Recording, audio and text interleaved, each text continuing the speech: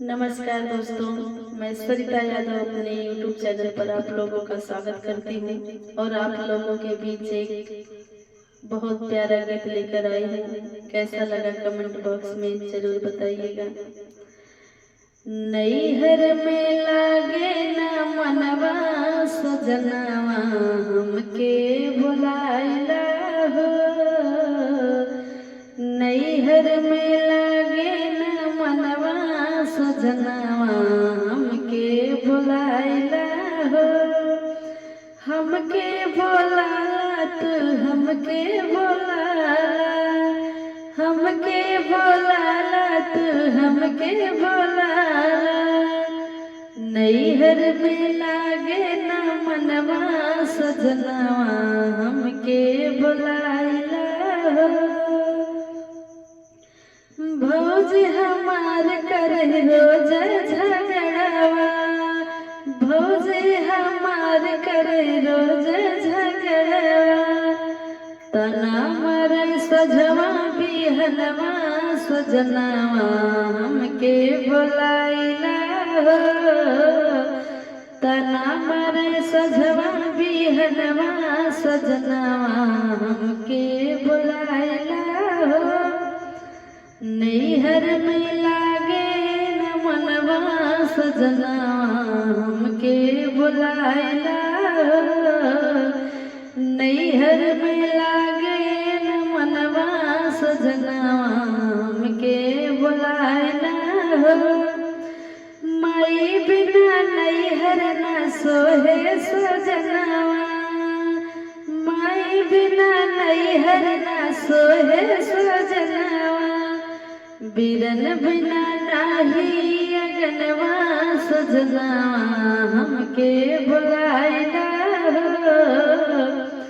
बिरन बिना नाही अगनवा सजनवा हमके बुलाइला हो।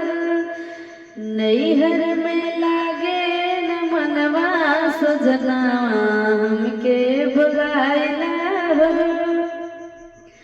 केहू के कदर नाही करे मोर भाभी, केहू के कदर नाही करे मोर भाभी।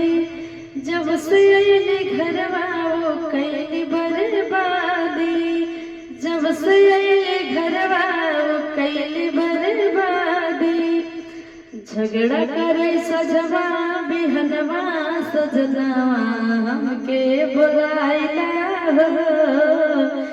झगड़ा करे सजवा बिहनवा सजनवा हमके बुलाइला हो। नैहर में लागे न मनवा सजनवा हमके बुलाइला हो। झगड़ा करे रोज मारे वो तो ताना, झगड़ा करे रोज मारे ताना। घर में कीच काच करे रोजाना, घर में कीच काच करे रोजाना। बड़ा परेशान हमरा बिरनवा सजनवा हमके बुलाइला हो। बड़ा परेशान हमरा बिरनवा सजनवा हमके बुलाइला हो। नैहर में लागे न मनवा सजनवा हमके बुलाइला हो। बन के रह चाहे वो तो नेताइन, बन के रह चाहे वो तो मुखियाइन। आइली जब से घर हमारे बन गईली नेताइन, आइली जब से घर हमारे बन गईली नेताइन। करैली इतना मनवा सजनवा हमके बुलाइला हो। करैली इतना मनवा सजनवा हमके बुलाइला हो। नैहर में लागे ना मनवा सजनवा हमके बुलाइला हो।